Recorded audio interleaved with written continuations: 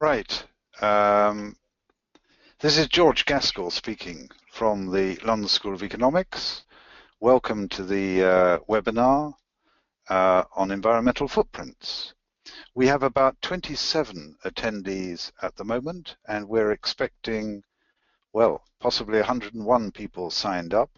So I think if we have 3 or 4 minutes to allow them to get signed up for the webinar. So if anybody hasn't got a cup of tea or a cup of coffee beside them, why don't you get one now? And we'll probably start at around 3:05, when I hope the majority of people will be with us. Okay.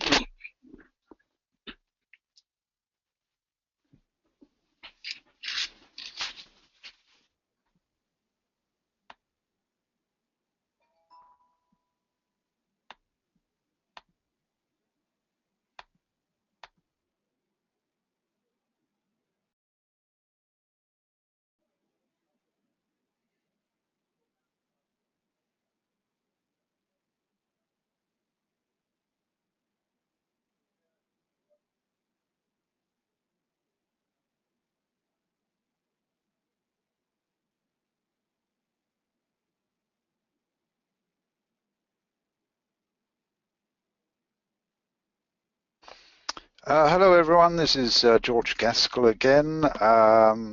We are now 34 out of about 100 people who are joining this webinar.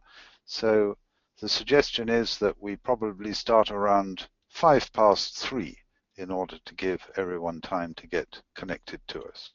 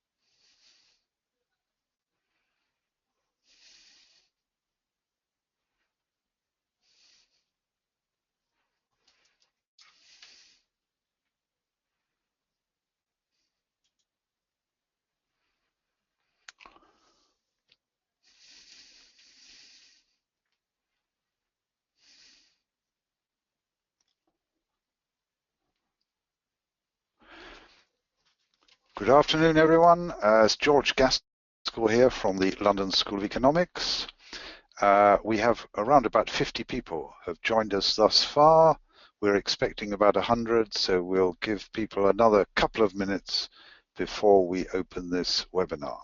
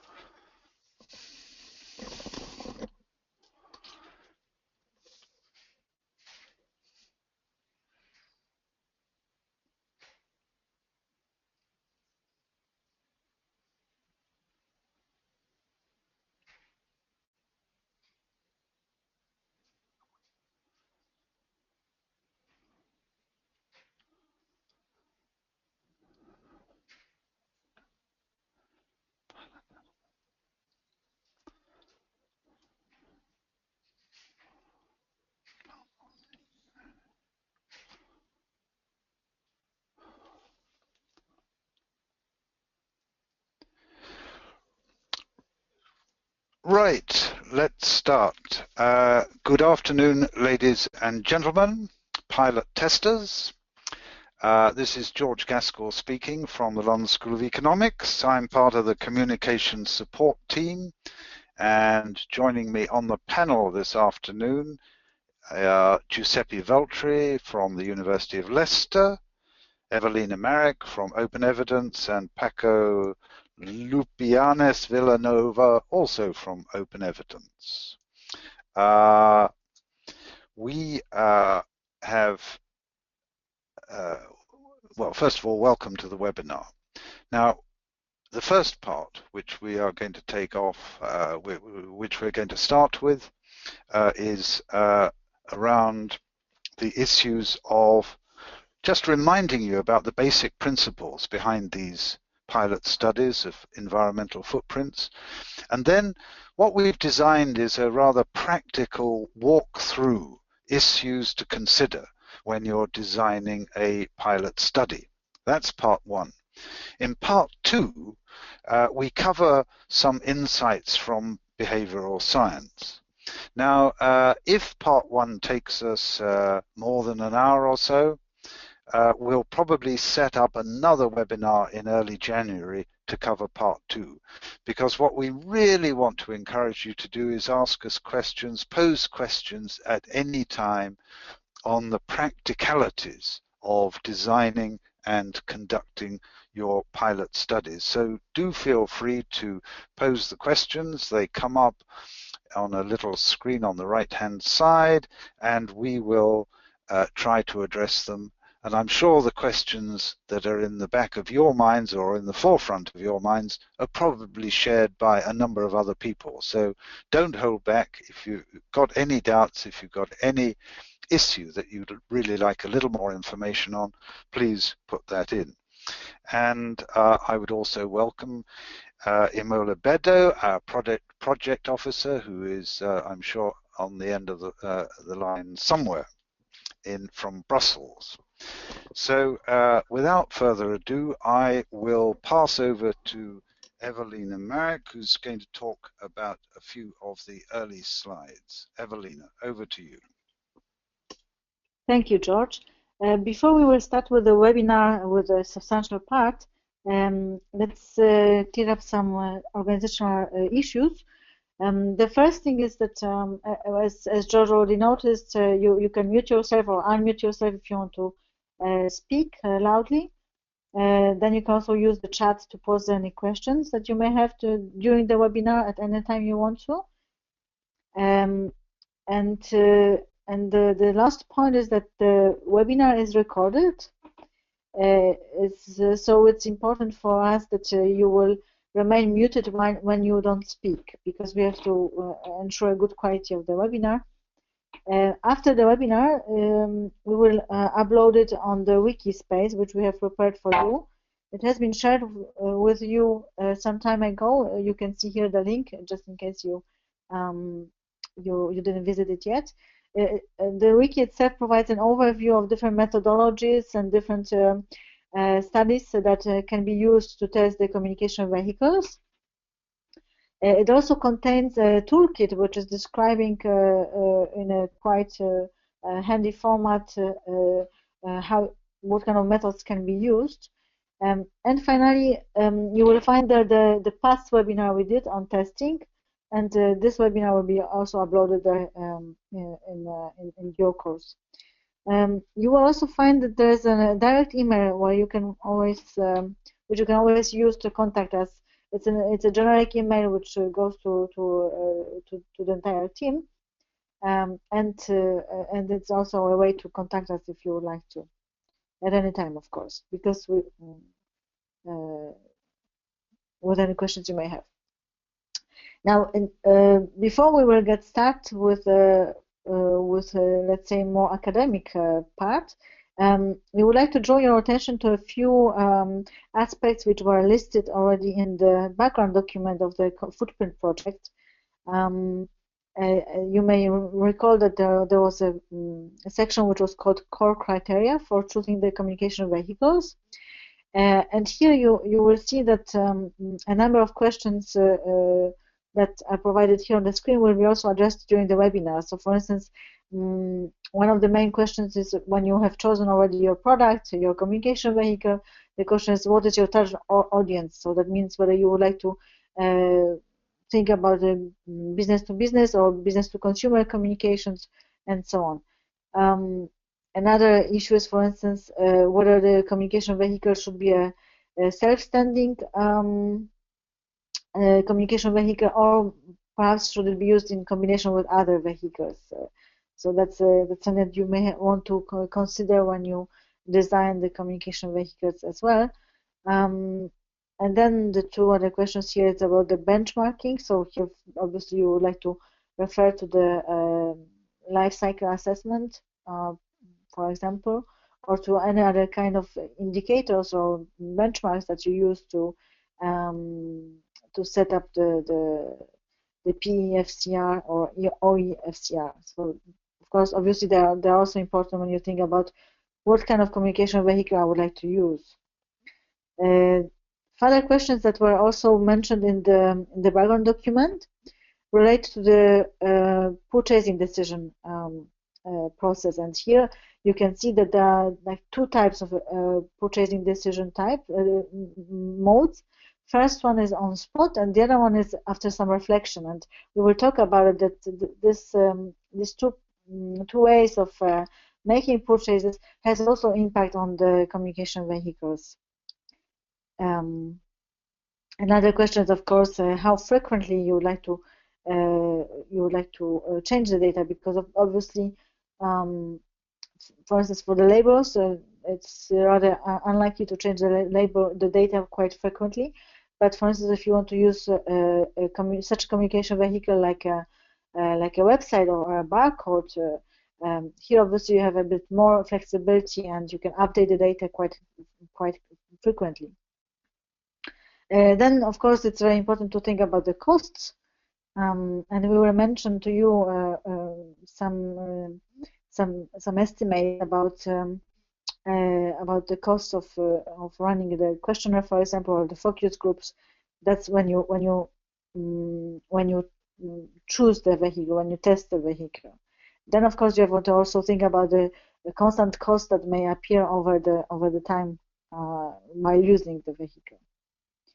And then you would think also about the final check, which is kind of a to see whether the communication vehicle fits well with the general principles. The general principles are listed here.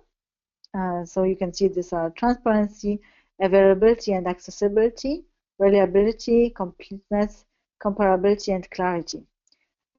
As mentioned also in the background document, the principle of transparency, of course, requires that the information should be of high quality and clear, so that it will be really a useful tool for decision making. In terms of availability and accessibility, obviously it's important that that the communication will be provided through the multiple channels. I mean, it's not important, but obviously, if you use multiple channels, of course, the impact will be larger. And here, for instance, you can think about using several communication vehicles, like, for instance, the label together with a barcode, or a brochure, or a website, or anything else.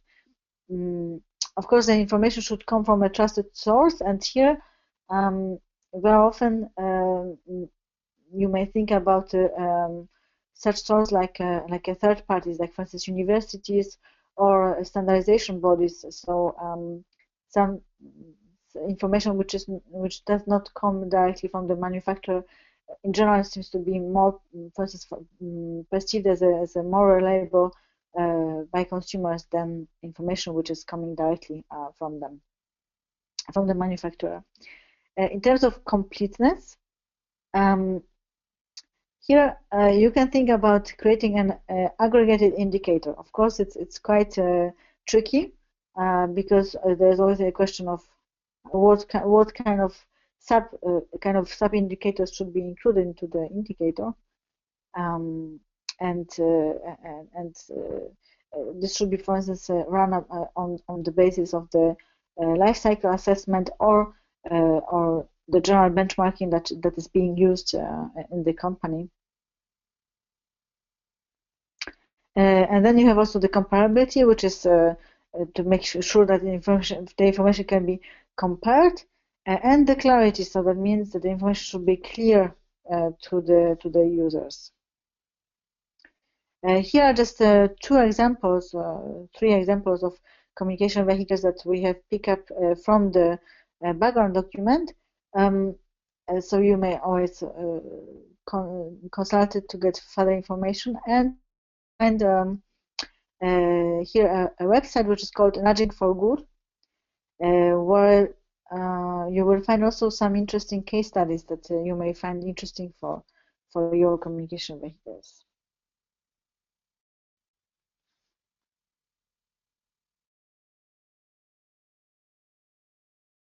Okay, at this point, I think, Giuseppe, you're going to take over and take us through this walk. Thank you, George. Thank you, Evelina. Good afternoon to everyone. Yes, in the next few slides, we're going to discuss how we can use certain, if you want, templates in terms of research methodology to test communication vehicles. And in this slide, what we have is really a list of steps that normally you would do to do the testing of pretty much everything, really, but in this case, a communication vehicle. Of course, the first is about the selection of the product on which the communication vehicles is linked to. Now, the selection of the product is important because it usually determines also the kind of sample of and target audience that you are going to study. So there must be some thinking in terms of what the product is and what the audience for that product is.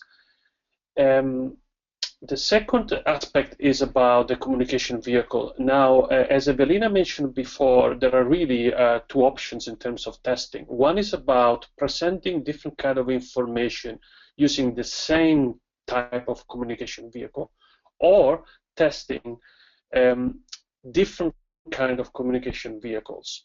Now, the issue here is that depending on the choices that are made in terms of the search design, the way how you test this can become more complex or less complex.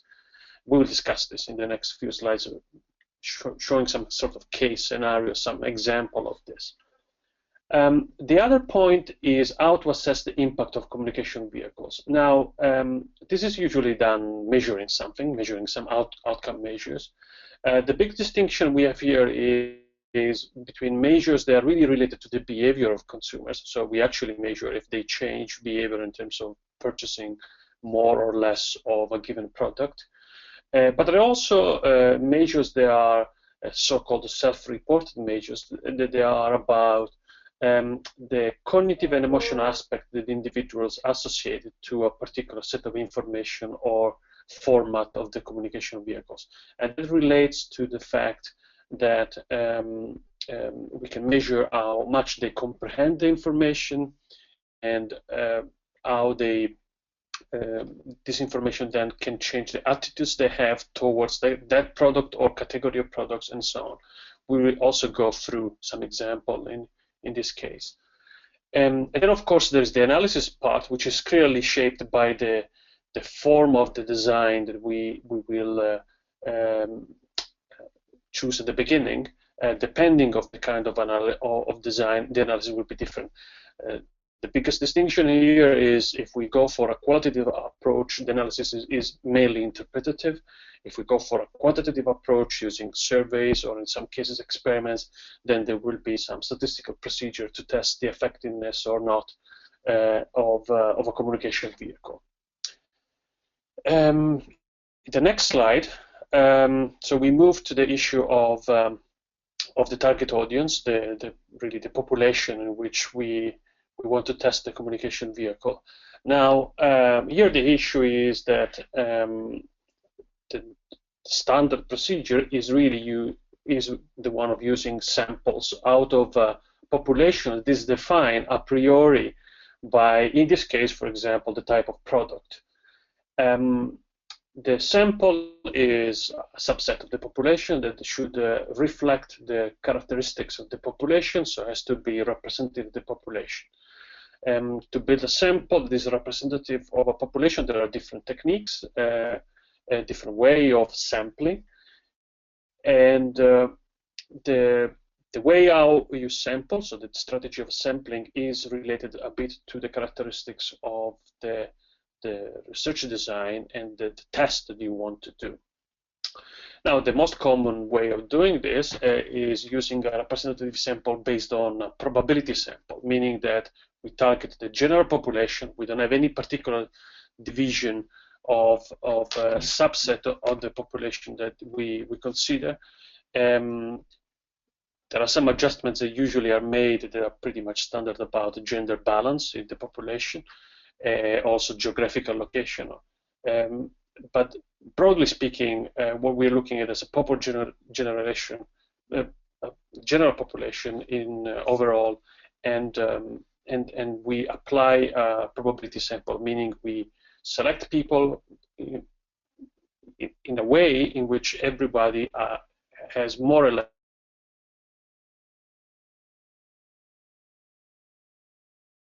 question that is asked in, well, in this case, but also in other cases, is what should be the size of a sample needed.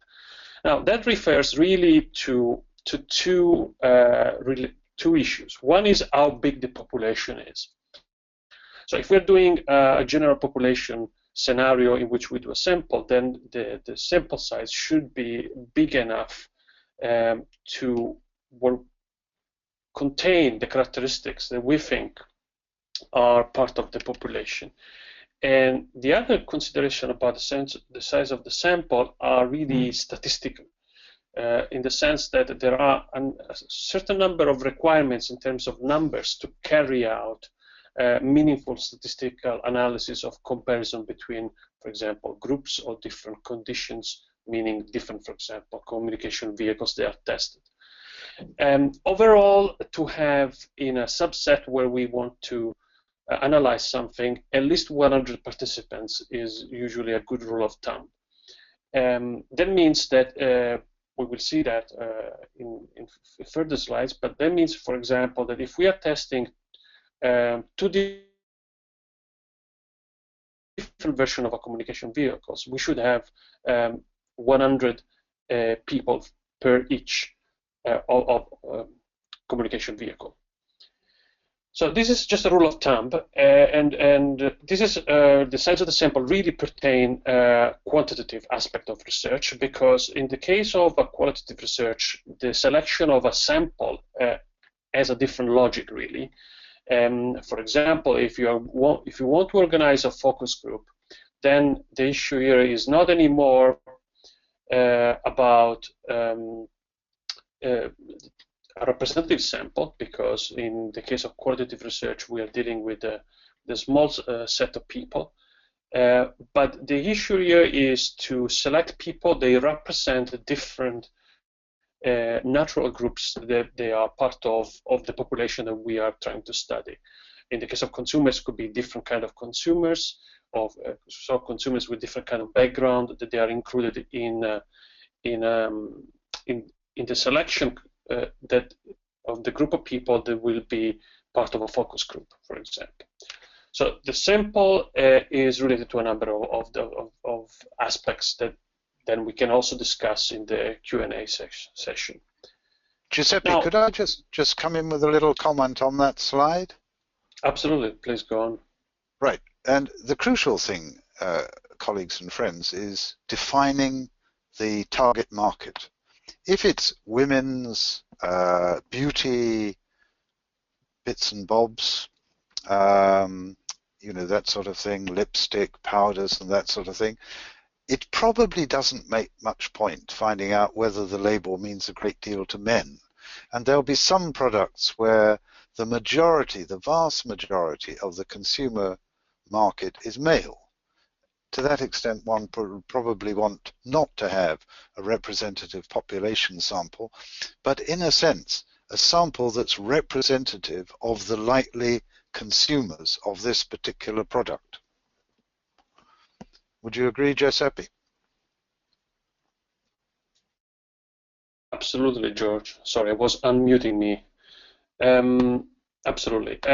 So there is a number of considerations made when we decide about the product, we decide about the target population, and then we decide the type of research we want to do, qualitative, quantitative, and then if it is quantitative, there's a number of different strategies about sampling, and then if it is qualitative, what are the criteria to include people in the qualitative data collection we are going to carry out. So we will we can discuss this also during the question and answer session. Now, the second second important part, which hello. Giuseppe, sorry to interrupt you, but there are a couple of questions now related to what you have been talking. One is would it be helpful to have consumer association engage in the audience and content selection? In the context of doing what? If the person asked the question, can you give a bit more details? I think it's related to the target audience, when you choose the target audience. Okay. So in order to select the target audience population, to consult with those associations to better identify the target audience population, is this the question? Yes, I take that to be the question. Let me read it to you. Would it be helpful to have consumer associations engaged in the audience and content selection? I would say two things to that. One, a consumer association might well be able to help, although I would imagine companies would know this, who are the interested consumers within the population.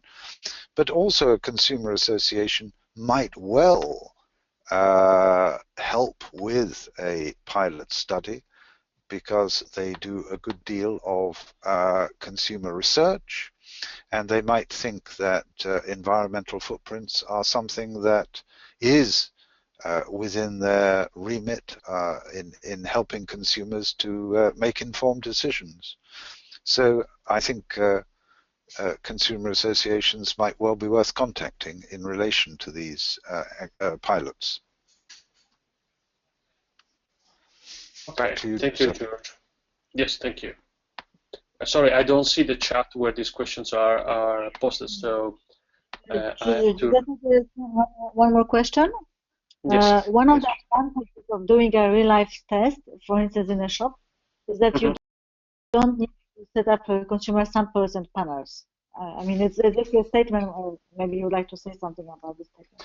Yes. Well, in this case, when you do a test in real life, or a brick-and-mortar test, as it is often called, there are, of course, advantages. The advantage is that you are doing a test in a real-life settings, but there are also some potential issues, which one would be how the respondents are selected because of when the test is carried out. For example, imagine that if we do this test on a particular day or a particular time of the day, they might act as a selection force to have a particular kind of consumers tested, rather than the more general set of consumers that might be interested in using or buying that product. So there are potential self-selection problems in this case. What normally people can do in this case is to have a series of tests that they usually are carried out in more than one instance to minimize the fact that a single point of data collection might be affected by this self-selection.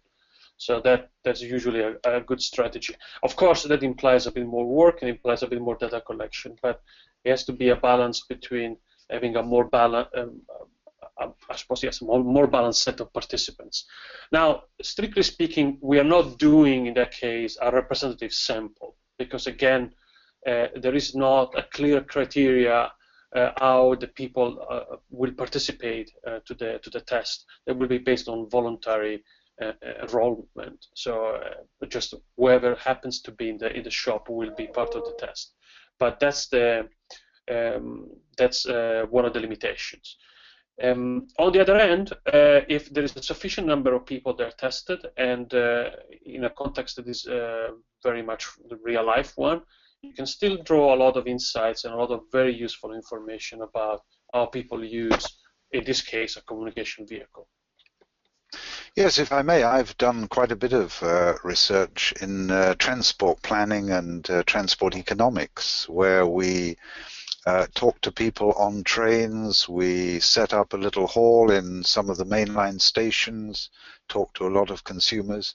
The great advantage of this is that with a relatively short questionnaire or with examples of products or whatever it might be, and 2 or 3 people doing the interviewing, it's possible to talk to quite a large number of people in a couple of days. I think they can be, it can really give one good insights into what the consumers feel, what the consumers think about, whatever is under consideration in the research. So well worth considering, I would think. Over to you, Giuseppe. Okay. Thank you, George. Okay. If we move to the next slide, is really about measuring the impact of the communication vehicles. And this is, I guess, the main issue here when we approach the testing of communication vehicles, and it is really about measuring the effectiveness of those communication vehicles. Now, unfortunately, this is also a very difficult question in the sense that to properly answer this question, there would be a number of criteria that needs to be fulfilled in the design of a test in order to make sure that what we are measuring is exactly the effect of the communication vehicle and is not, if you want, influenced or polluted by other factors. One distinction I made before is the one about measuring the behavior, and the other one is about measuring, if you want, attitudes and more self-reported measure of related to the communication vehicle. Going back to the example of the real life in let's say the brick and mortar test, it would be the difference in showing people different communication vehicles and then measuring if they actually buy or not a product. That would be a behavioral measure. Or would be about asking them about a communication vehicle, how much they understand it, how much basically information they can draw out of it, how that shape their intention to do something in the future, and that would be a self-reported measure. So these are the two sort of type of way of measuring the effect of a communication vehicle. Regarding the self-reported ones, these are most common in the case of for example, a survey, where the participants to the survey can be asked about a number of filter questions, where we can see if how much they have seen or heard about this sort of information and this sort of communication vehicles. They can be asked about the knowledge, meaning we can ask about the comprehension, perhaps more than knowledge, of the communication vehicle, how much they understand the information is in there. This can be done not only in terms of just asking how much do you understand the communication vehicles, but actually asking questions that they are related to the information in the communication vehicles and see how well or not well respondents can answer these questions. And then we can ask about their attitudes towards the product and how that is affected by having this information now in place about the same product, the information contained in the communication vehicle. and if we cannot measure actual behavior, we can still ask about their future intentions about purchasing in this case, so about future behavior. And of course, I mean, here the distinction to bear in mind is that you can ask people with a rather good degree of reliability what their attitudes and intentions are, but it doesn't equal exactly what their actual behavior will be, because of course the actual behavior is also shaped by other factors. Yeah, Giuseppe, if I can come in here, I think looking at this slide, I would add one other characteristic which might be very, very relevant to ask people, and that is, how relevant is that information to them? So one can ask people about, have they understood the message? Do they understand the communication vehicle? What is on the what is depicted in the CV? But the next stage is, well, is that going to make any difference to you? Is that the sort of information which you would find relevant in your next purchasing decision with respect to whatever it is? So I think relevance following comprehension might be another attribute I would add to that one. Okay. Sorry. Well, thank you, George. Yes, indeed. Relevant. Yes. Yeah, there are two. A question, I suppose. Yeah, there are two questions now. One is, should the communication test also evaluate the consumer acceptance of the information provided? Do they understand? Is it too much? Is it not enough?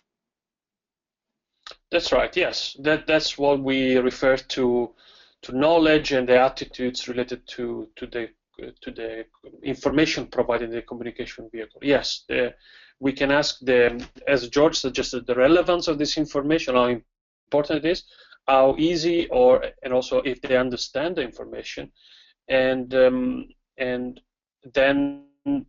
well, if it is too much or is not enough, I suppose, yes, you can ask this question, but this is also something that can be tested in a pilot, in the sense that you can have a communication vehicles with more information and one with less, and test the difference between the two in terms of what generates in terms of the participants' answers. So that's also a way to define that. But yes, of course, it can also be asked to participants if they think that there isn't enough information or there should be more information.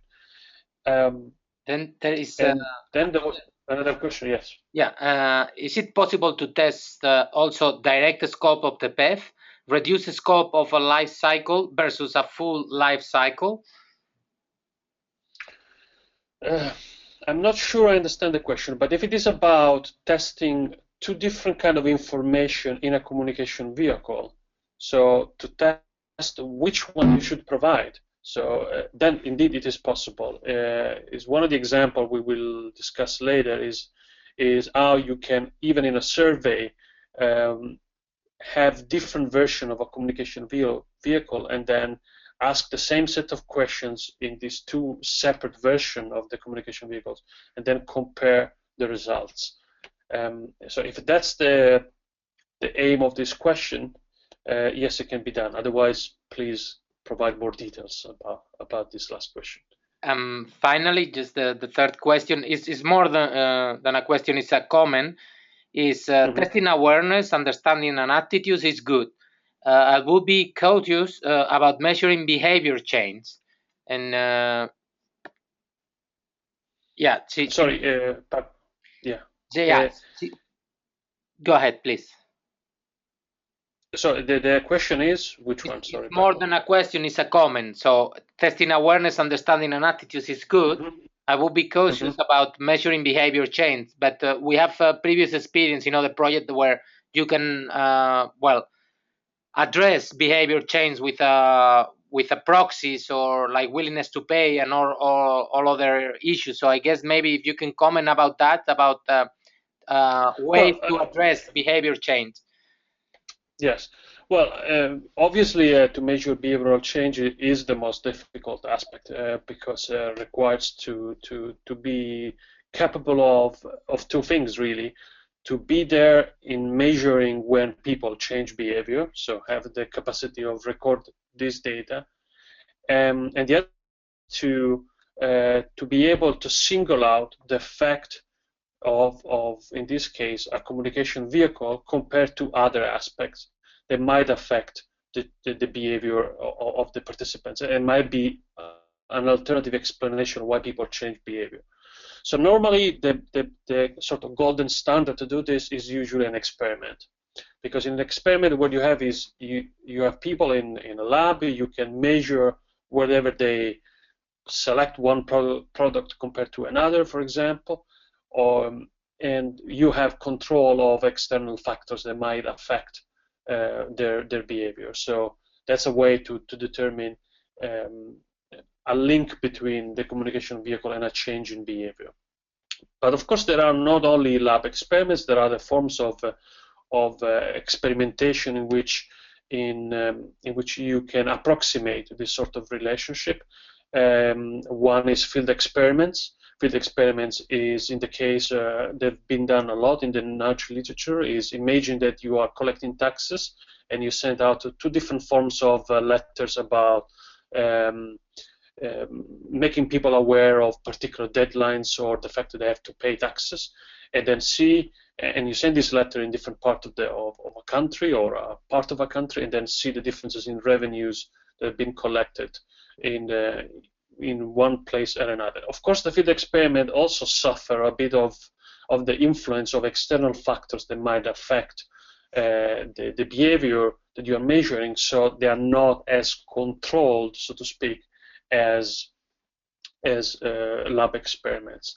We will discuss also a bit about this possibility of comparing the effectiveness of different communication vehicles and how you compare them in a design. When you cannot do that, however, still to collect information about awareness, attitudes, knowledge, relevance, and so on, is still very, very important, because there is still a relationship between what people have as sort of cognitive elements in their heads about a particular product and the information related to that product, and then how they will act. So, of course, this relationship is a bit more complex than that, but it's also very important to know about attitudes, the level of awareness, the level of comprehension, and so on. Yeah, can I add another comment to that? I do think these environmental footprints, in a way, have two objectives. One is, at some stage, to influence consumers' purchasing behavior. But there is another level at which they may have some important impacts, and that is creating social change, creating a culture of opinion that environmental issues and environmental sustainability and so forth is important within contemporary society. Now, it may be that there are quite a number of consumers who are already persuaded that the environmental criteria of particular products is central to their purchasing decisions. But there may well be other people for whom this is a dawning awareness, so to speak. And if for those people they understand the labels, and if those people begin to think, well, this might just be relevant to my next purchasing decision, it might just be, but it may not immediately affect their actual behavior. So I think to some extent I would say that if all the pilots only measured actual behavioral change, we might miss the impact of these environmental footprint labels in a sense cultivating this idea that environmentalism isn't just something for people with green shoes and slightly batty attitudes. This is mainstream thinking of society. This is something that we should take seriously. Okay. Okay, thank you, George. Okay. So in the next slide, what we have is essentially a continuation of what we were discussing. There are different kind of outcome measures that can be measured exactly, and Some are more based on what the participants will report to you, and the others are more related to actual behavior. Now, what we have here is that the outcome measures are also, of course, related to the kind of design and study we are going to do. So in the next slide, please, we have a set of different methods. They are also linked to different indicators, so measures of change. In the case of, let's take the case of a standard quantitative study, which would be a survey. In a survey, we will have a number of measures of awareness, of knowledge or comprehension, the attitudes. And in this case, behavior really refers to future behavior, so intention to behave in the future, in this case, to purchase or not a product, and so on. And in this case, what we will have is, as an instrument, some scales, questions, and answers related to a scale. And that would be the way how we measure the different level of awareness, attitudes, and whatever other kind of indicators we think appropriate in this case. In the case of qualitative research, however, we will not have this highly structured way of answering questions, but the idea here is to have a more open, more flexible way of answering questions, which is really closer to the idea of an interview where people actually can articulate the reasons and the context in which they provide an answer. And in the case of qualitative research, of course, this is done with a smaller number of people. So the difference here is that the kind of measurement you have is really text and is generated by the participants. And the interpretation of this text is usually done on in an interpretative fashion. Well, in the case of a survey, we have scales, and these scales can be then transformed in numerical values that can then processed in statistical terms. So let's go to now a couple of slides that introduce some example of pilot study. As mentioned before, really, what the intervention, or as often called in the scientific literature, that we are dealing here is a communication vehicle, and we want to measure the impact of this communication vehicle. So that's the observation that we want to have to see how effective is or not a communication vehicle. And usually we have more than one observation to measure this impact. Is usually not a good practice to have only one way of measuring the impact of a treatment, simply because if there is any problem of measurement in that one way of doing it, then essentially if there is a problem, then you don't have any reliable way of measuring the impact of a communication vehicle. While if you have a set of different way of measuring, of observing change about a communication vehicle, then not only provides you a richer explanation, but also is a safeguard in terms of producing meaningful results. In the next slide, what we have is really the basic logic of comparison that we would have.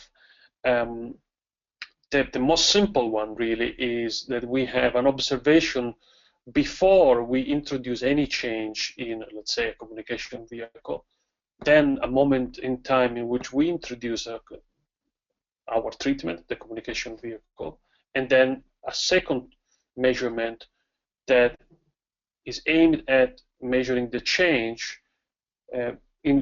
because we can compare the same set of observations before and after the introduction of the treatment, so the communication vehicle. This is the kind of basic logic, really, of the testing the effect.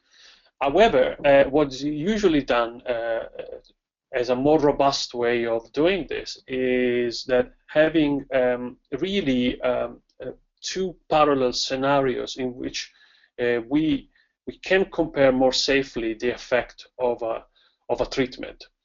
And so in this case, the logic would be that we have a case where we call a control group, in which we have essentially a set of observation and no intervention. We have simply no communication vehicle, for example. And then another group of people in which we have the same set of observation in which we introduce the communication vehicle. And then what we do is we compare the observations we have from the control group with a group that has been exposed to a communication vehicle and see if that has produced change. There are several variations of this logic that can become very complex and can be done on several groups with several observations in time. So there are in the slide what we have is in the last 2 bullet points is the case of having more than one observation before the treatment is introduced and more than after. This is simply because multiple observations are a safeguard against seasonal variation that might be occurring in the case of this particular testing. I'll try to speed up because I don't want to make it too long. In the next slide is pretty much what I've said before about the control and the experimental group.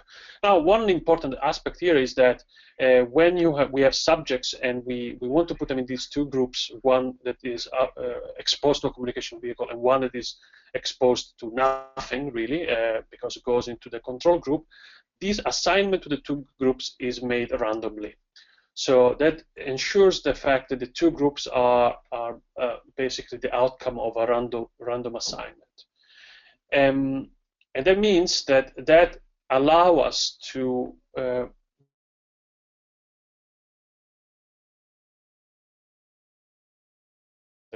in this case the communication vehicle is due only to the treatment, to the communication vehicle, and not any other factor. For example, the characteristics of the members that they ended up in the experimental or the control group. So this is the rationale of really a randomized control trial. That's the golden standard I was referring before. That's the way how you can single out with a certain degree of certainty the effect of a treatment. However, this is the golden standard, as I mentioned, is not always possible to do.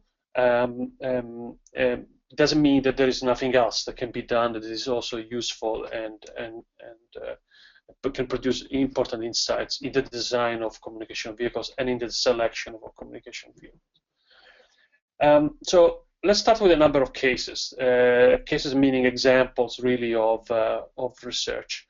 So the first one, in the next slide, is a very simple one. Is a qualitative investigation about exploring people's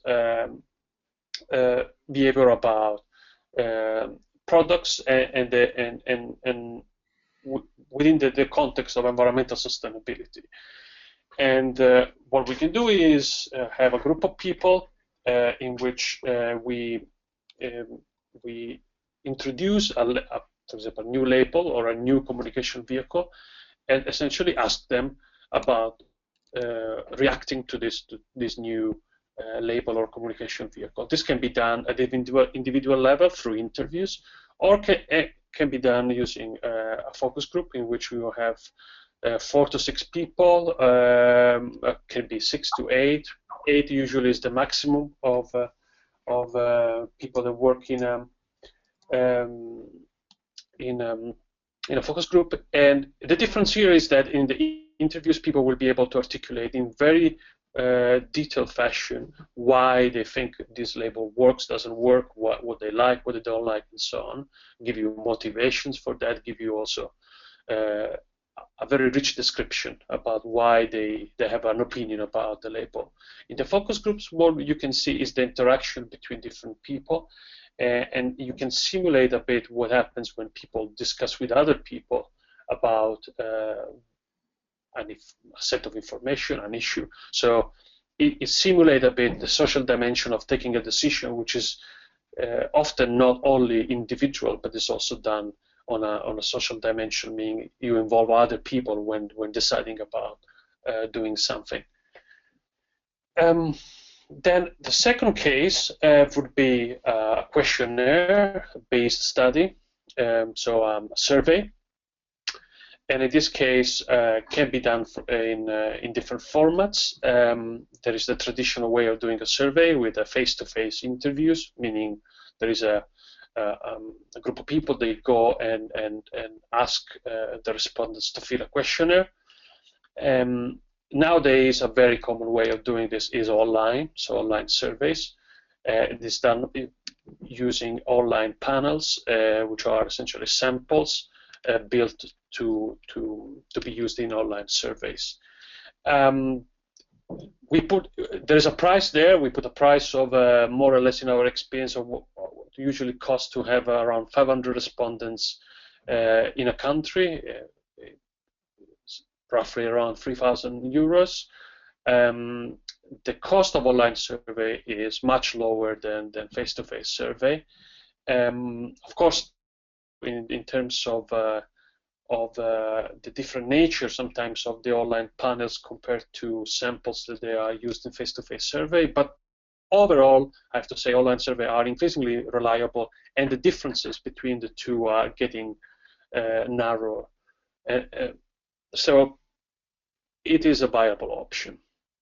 In a survey, what we have is we can have a set of questions in which, after showing visually, especially in an online panel, this is quite easy, in an online survey, showing a communication vehicle, we can ask people to comment answering questions and evaluating the communication vehicles on scales in which we can measure comprehension, and then we can measure how much they like the communication vehicles, and then their intention to purchase another product in the future. In the next slide, also, what we want to show here is that what you can do is you can embed an element of experiment in a survey.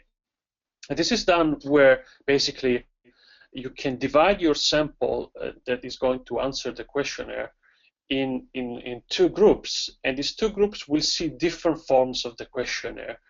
In this case, one example is, if we go to the next slide, is probably an easier diagram to explain. Imagine you have a group of respondents. You divide this group of respondents in three subgroups, and what happens is they are exposed to three different formats of a label, or three different formats of a communication vehicle. And then they're asked, all of them, the same set of questions in terms of evaluating the label or the communication vehicle. And in this way, what we have is essentially a survey that has an experimental component, because what we have here is three different groups exposed to three different communication vehicles that allow a comparison of these communication vehicles. Now, of course, what is important is that out of the general pool of sample of respondents, people are randomly assigned to the three subsamples, and that will make it basically an online experiment embedded in an online panel. This is something that we have done many times in our research, and is a viable option compared to the more reliable, but also much more complicated and difficult to organize a lab experiment. And that the third case is, well, someone already asked a question about this, is about the testing in a real-life setting, so the brick-and-mortar testing.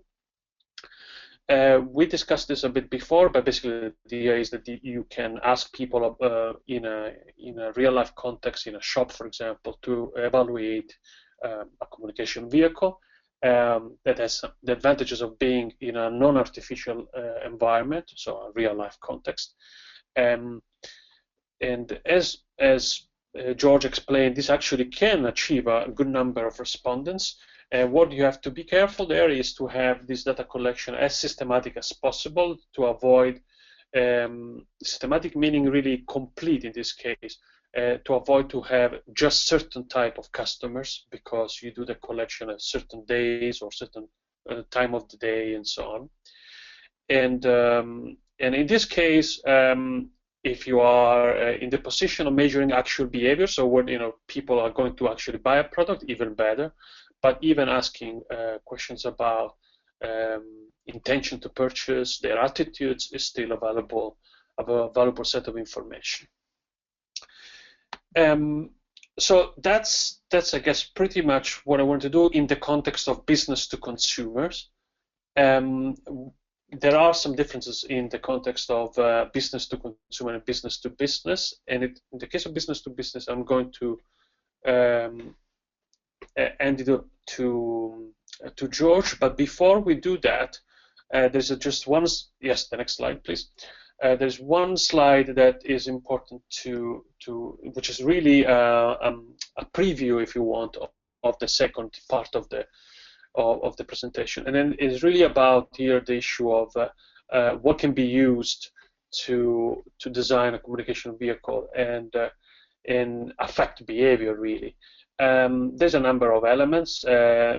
The most common one is who is communicating the information, so the characteristics of the messenger. From where the information comes from, it does matter. It matters a lot in terms of the credibility and often the relevance of the information. There is different kind of way how people can be nudged to different behavior, and there's a very traditional one, which is incentives. Studied by economists for decades, probably a century now. But incentives are not the only way to affect the behavior. There is an issue of norms. We are very much affected by what other people do.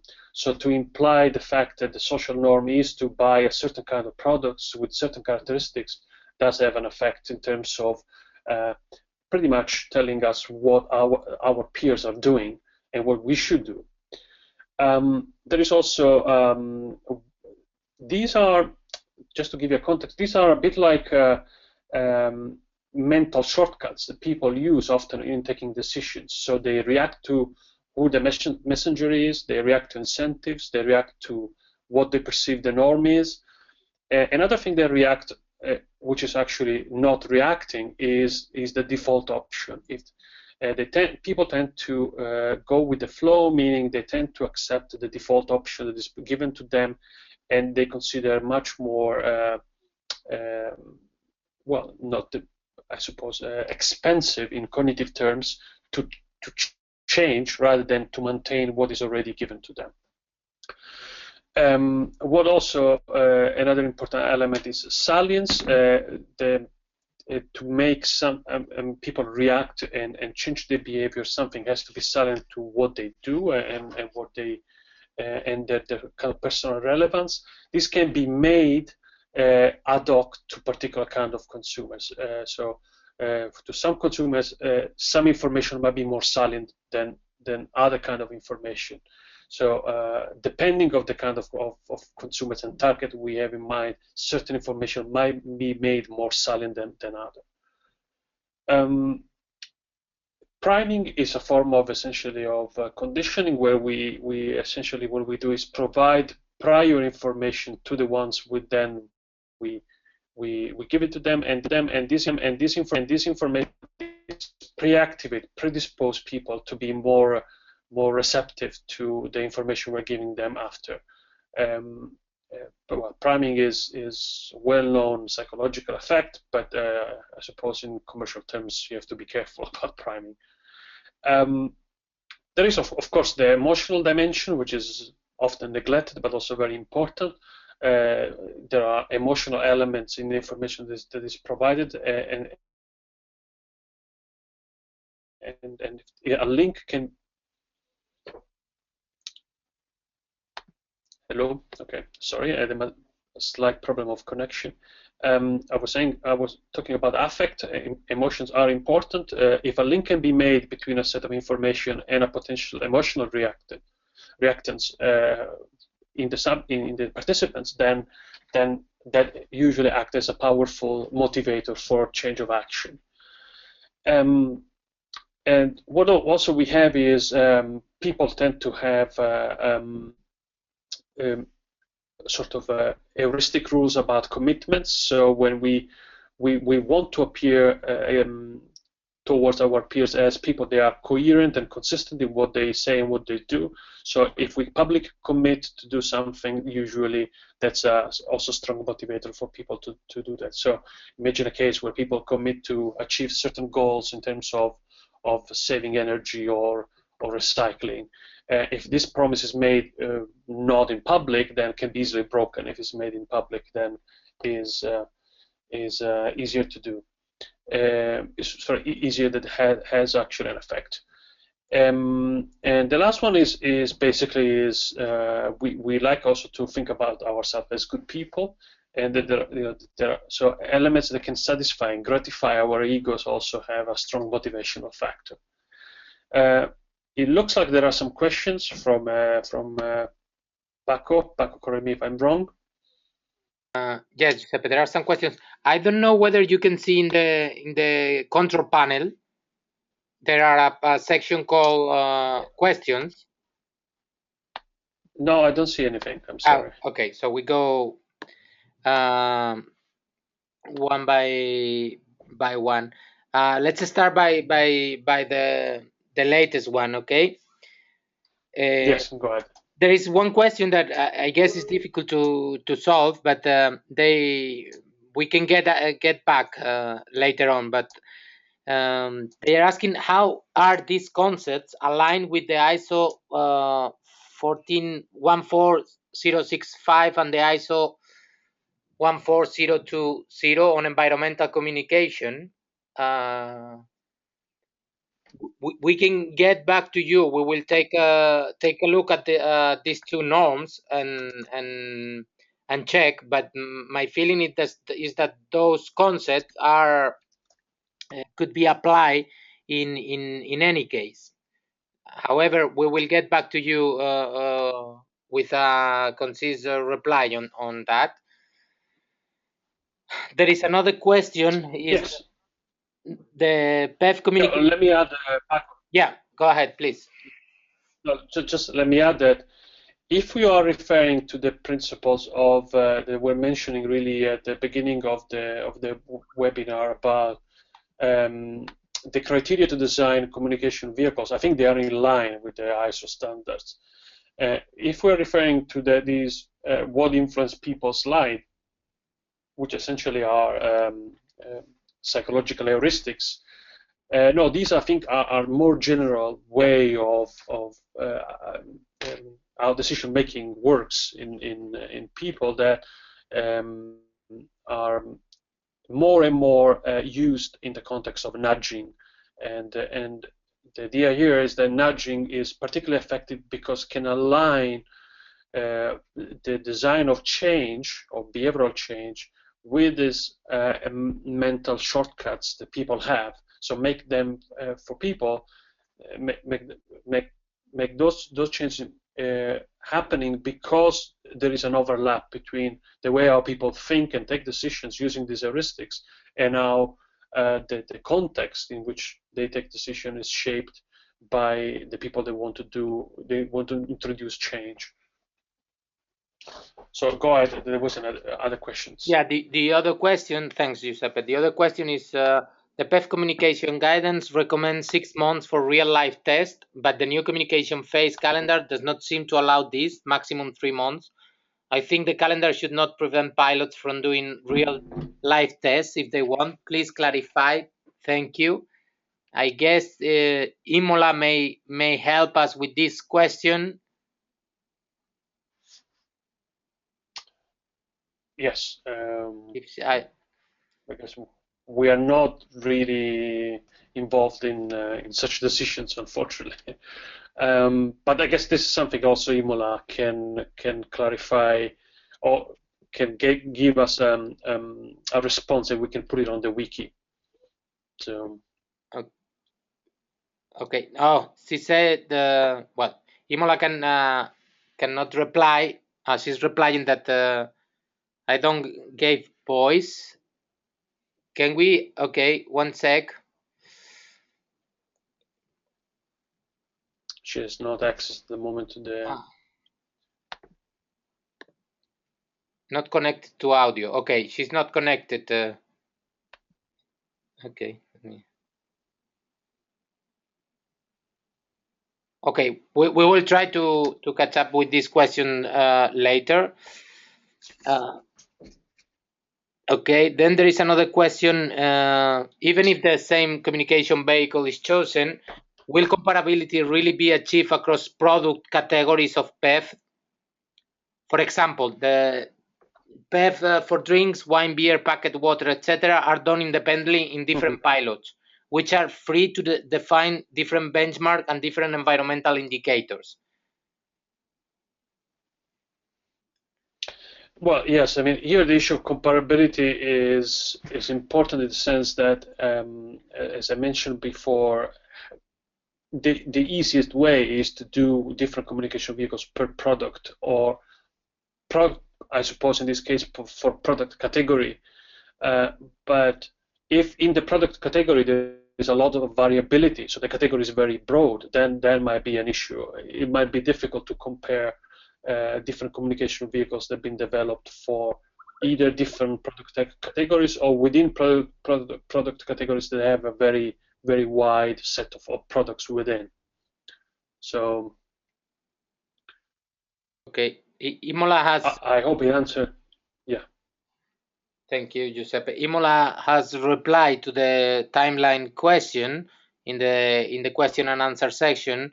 She's saying the timeline of 3 months is for focus group and online test.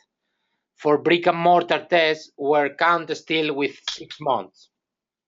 I think this addressed the question raised. Okay, so there are 6 months for brick and mortar testing. Yes. Okay. And 3 months for focus groups. Yes. Then there is another question. Maybe it's, if you could be more specific. What is the experience from eco-labeling and organic labeling which can be used in the food pilots? Well, I suppose that's a question that requires a very long answer. Well, in this case, I will limit my answer to just a couple of brief comments. The first one is I can talk about out of our own experience of testing eco-labels. Is one that I guess we show some example in previous slides where we show some example of energy consumption related labels that often to have one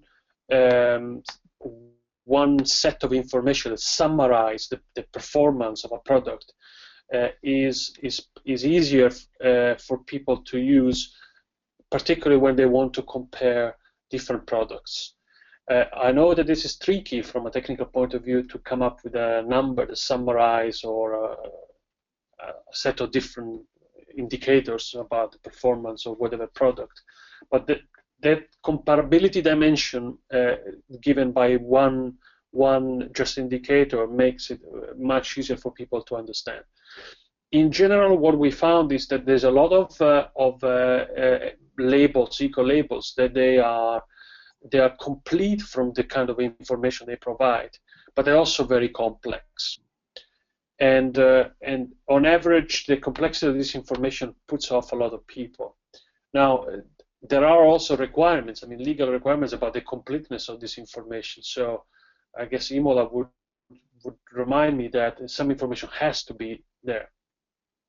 On the other hand, it is possible to design vehicles and labels so that you have a sort of two-step situation in which some information that is easy to access is immediately available, and then the other information is available for those who want to use it. But that's one aspect. The other aspect is that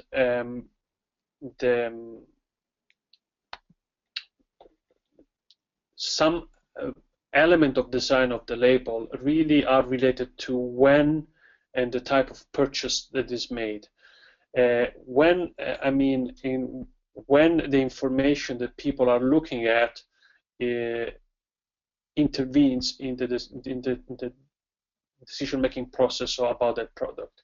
So to give you an example, in the studies that we've been conducting about emissions for cars, what we found is that people tend to decide the class of a car based on a number of factors, and that class of the car is not really affected by the decision about the class of the car, is not really affected much by the environmental information. But once they have decided the class of the car, so that if you want the type of the car, then the model's selection can be influenced by the performance in terms of environmental performance. In this case was CO2 emission. So there is also that to take in consideration. Could I come in here a moment, Giuseppe, on food labeling? Of course. So I'm just thinking about food labeling as a general category. We've had GM-free, which I suppose is environmental, some would say. We've had ethical production. We have lots of health claims attached to food. Then we have labels with the components of food. But interestingly, they don't tend to produce an overall, an aggregated this, A, B, C, D, E rating, so that you get a lot of nutritional and other information on food packaging these days, how much salt, how much sugar, how many calories, etc. But seldom do you get the overall measure, which is, I think, one of the things that's recommended in the background document for testing communication vehicles. The only one I can think of that really captures perhaps an environmental criterion is food miles, but I haven't really seen systematic work on or systematic labeling around food miles. And it's interesting that the health claims have been probably the most controversial thing in food labeling when the European Commission directed the European Food Safety Authority to check the scientific evidence behind various claims that were attached to foodstuffs, such as improving your immune system or whatever it might be. And I'm afraid a lot of those claims didn't seem to have much scientific evidence behind them. So I think food is an interesting topic to look at. I can't think at the moment of that many examples where particularly an environmental issue has been prominent. Back to you, Giuseppe. Thank you, George. Okay, so Paco, is there any other question?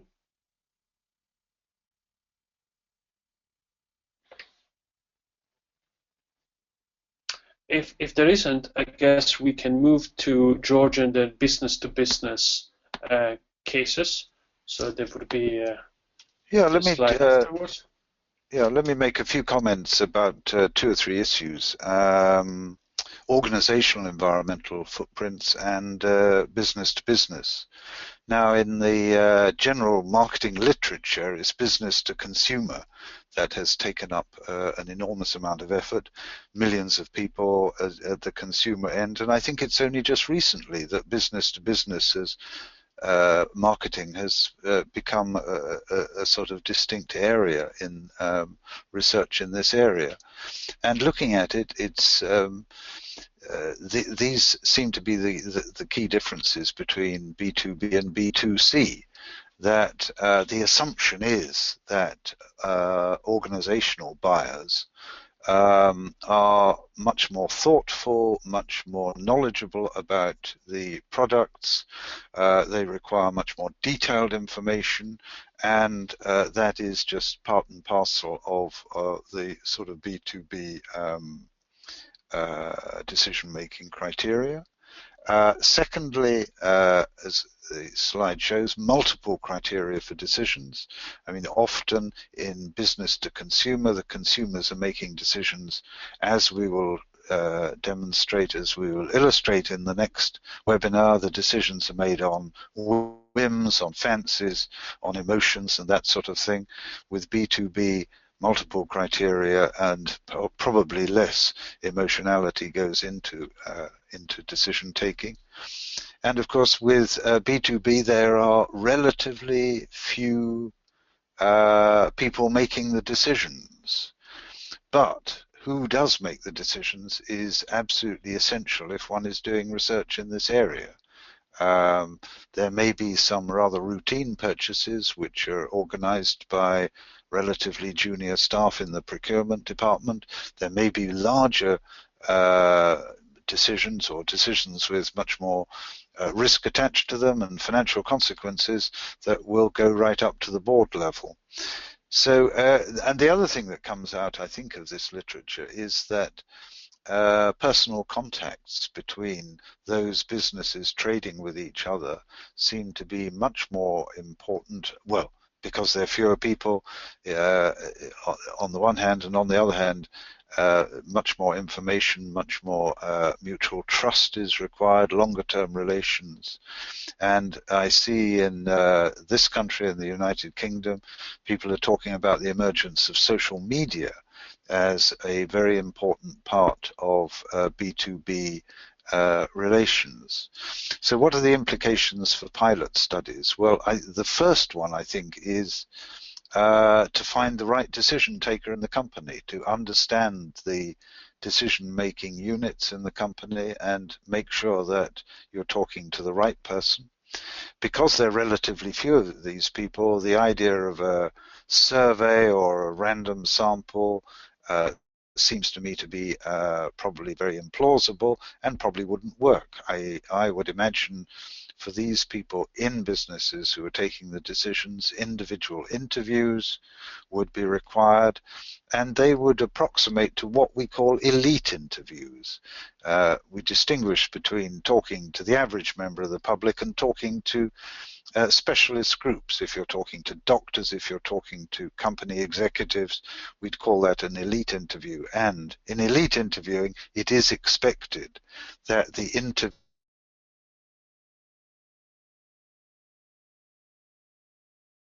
forth is very familiar with the environmental footprint area and the sector in order to assess a B2B communication vehicle. I think the person doing the research is going to really have wised up on the area. Otherwise, they simply won't be taken seriously. So let's have the next slide. What's this one? And here's actually a slide from the food chain looking at organizational aspects of B2B, assessment of the sort of the production and development, etc., of the products.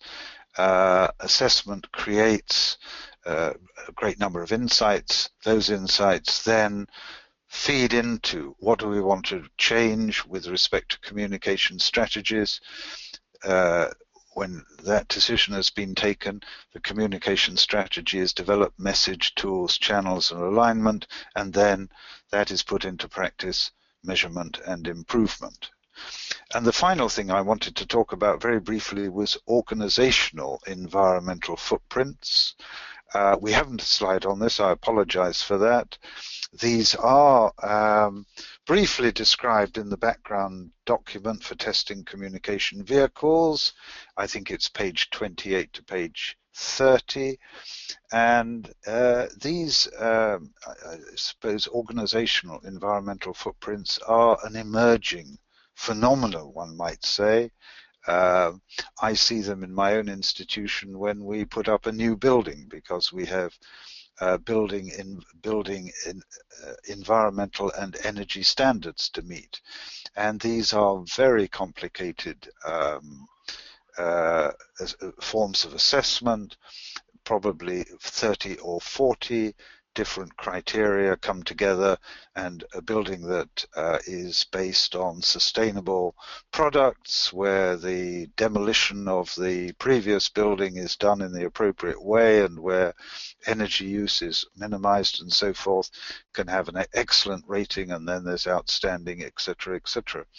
And I think what one sees in these organizational environmental footprints is things like a tracking report. It's rather than organization A is saying we're A+ in this area, where no one would really know what that means at the moment, with the exception of one or two sectors, but the tracking report explains what an organization is doing, how it's changed over the last few years or the last few months, looking at different areas of their activities and what environmental impacts those have and how those environmental impacts are being reduced. So that's the sort of tracking report, and probably one will start to see there are examples of this, environmental reports within the annual reports of companies, which report the company's profit and loss account and all the other things they're doing. And increasingly we see things like corporate ethics being reported on, and environmental sustainability. So these seem to be emerging ideas. As far as I can judge, Imola will correct me if I'm wrong, there are relatively few sectors in which there has been established sort of third-party and independently determined criteria and validation of those criteria. But it does take us back, I think, to probably slide number 4 or 5, the basic principles lying behind environmental footprinting. These have to apply to organizational environmental footprints, just as they have to apply to product environmental footprints. So I think that's all I wanted to say on those two areas. And I believe, yes, oh, yeah, so we're,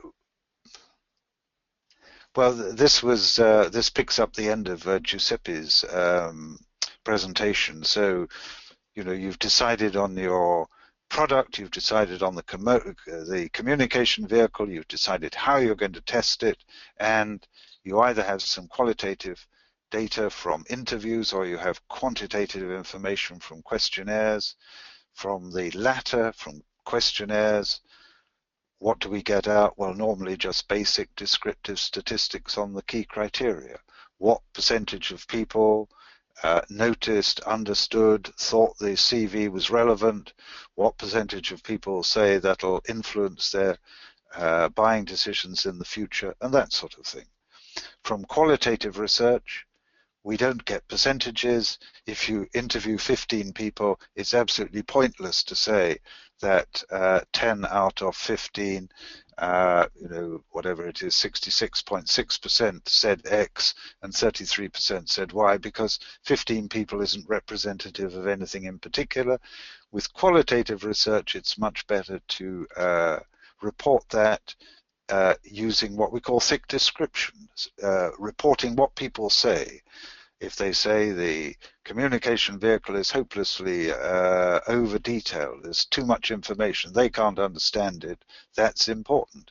If people say it's very useful and I can see the relevance of that to my everyday life and it fits in with my commitment to environmental sustainability, you know, one describes what people have said to you in that conversation, and it's described in a more or less conversational way. So qualitative and quantitative lead to different kinds of reports. And finally, the bottom bullet point, experiments, as Giuseppe explained.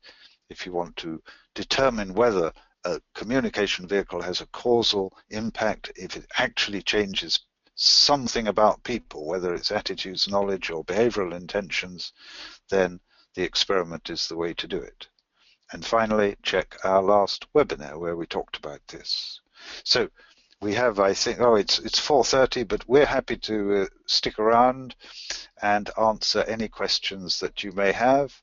And of course, if any questions come to you after this session, which you think of in the bath overnight or whenever, do email them to us and we will get back to you with a response as soon as we can. So I'd finally say, well, I think we've overrun this session, so we will take part 2, insights from behavioral research, and we will discuss with Imola what would be a convenient time, maybe in the first couple of weeks of January, just to present that to you and to have another discussion. So thank you very much all. Any questions? We still have nearly 50% of our original sample signed up, so please write in any questions now. Thank you very much.